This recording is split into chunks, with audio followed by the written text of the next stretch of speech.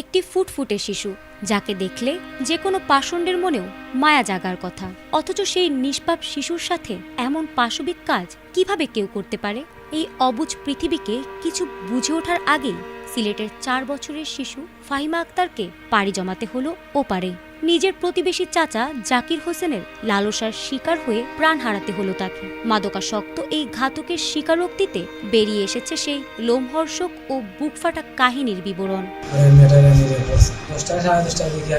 গত 6 মে সকালে ফাহিমাকে একা পেয়ে ফুসলিয়ে নিজের ঘরে ডেকে নেয় মাদকাসক্ত জাকির।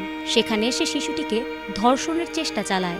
অবুঝ শিশুটি চিৎকার ও বাধা দিতে গেলে এক পর্যায়ে জ্ঞান হারিয়ে ফেলে। এতে ক্ষিপ্ত ও আতঙ্কিত হয়ে জাকির ফাহিমার গলা টিপে ধরে। মুহূর্তেই নিভে যায় একটি ফুটফুটে জীবনের আলো।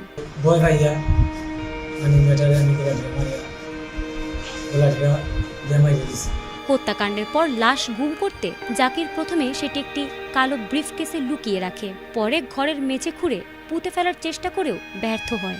ঘরে লাশ পচে দুর্গন্ধ ছড়ালে 8 মে ভোরে স্ত্রীর চাদরে লাশটি মুড়িয়ে বাড়ির পাশের একটি ডোবায় ফেলে দেয়। এরপর সে নিজে ফাহিমাকে খোঁজার নাটকও করে। অবশেষে পুলিশি জালে ধরা পড়ে এই ধড়িবাজ ঘাতক। গ্রেফতারের পর পুলিশের কাছে নিজের সব অপরাধের জবানবন্দি দিয়ে কঠোর স্বীকারোক্তি দেয় সে। গ্রেফতারের পর ঘাতক নিজের অপরাধের দায় স্বীকার করে বলে, আমি তীব্রভাবে নেশাগ্রস্ত ছিলাম। আমি তো নিয়মিত ইয়াবা খাই। ওই দিনও ইয়াবা খাওয়ার পর মেয়েটাকে দেখে আমার মাথায় কুচিন্তা চাপে এবং আমি নিজের ওপর নিয়ন্ত্রণ হারিয়ে ফেলি। এরপর যখন তাকে ধর্ষণের চেষ্টা করে ব্যর্থ হই, তখন সে সবাইকে বলে দেবে এই ভয়ে আমি ধরা পড়ার হাত থেকে বাঁচতে মেয়েটাকে শ্বাসরোধ করে মেরে ফেলি। মাদক কিভাবে একজন মানুষকে এমন পিশাচে রূপান্তর করতে পারে, এই ঘটনা যেন তারই এক নির্মম প্রমাণ।